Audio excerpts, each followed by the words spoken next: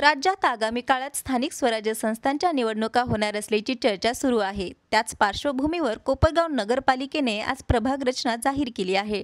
पूर्वी शहरात 14 प्रभाग अस्तित्वात होते, मात्र शहर हद्द वाढल्यामुळे आता प्रभागांची संख्या 15 करण्यात आली असून नगरसेवकांची एकूण 30 सदस्य संख्या निश्चित करण्यात आली आहे। याबाबत नगर परिषदेचे मुख्याधिकारी सुहास जगताप यांनी सांगितले की शहराच्या वाढत्या लोकसंख्या आणि विस्ताराचा विचार करून हा निर्णय घेण्यात आला आहे।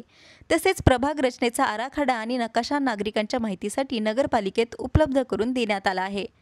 आगामी निवडणुका डोळ्यासमोर ठेवून करण्यात आलेल्या या बदलामुळे कोपरगावच्या राजकीय पटलावर नवीन समीकरण तयार होण्याची चिन्हे दिसत आहेत। जुन्या नेत्यांना आपला प्रभाव टिकवण्यासाठी नवीन रणनीती आखावी लागणार असून नव्या इच्छुकांना संधी मिळण्याचा मार्ग खुला झाला आहे।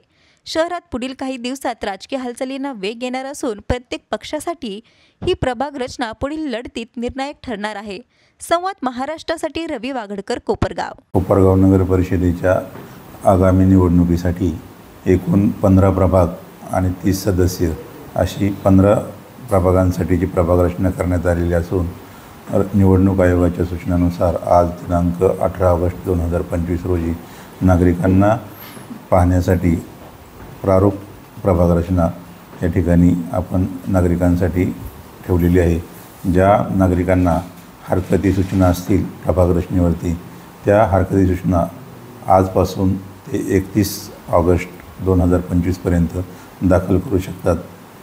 हरकती सूचना दाखल केल्यानंतर त्यांना हरकती सुनावणीसाठी हरकती व सूचना यांच्या सुनावणीसाठीची जी वेळ आहे ती वेळ नंतर कळवण्यात येईल। सर, 2 प्रभाग आता वाढवण्यात आलेले आहे। एकूण मतदारसंख्या किती आहे काय सांगा? साधारणतः मतदारसंख्या जी आहे शहराची ती 63,000च्या आसपास आहे। 2016च्या तुलनेमध्ये सध्याला नगर परिषदेमध्ये 1 प्रभाग आणि 2 सदस्य संख्या वाढलेली आहे। त्यामुळं शहराची एकूण सदस्य संख्या ही 30 होणार आहे।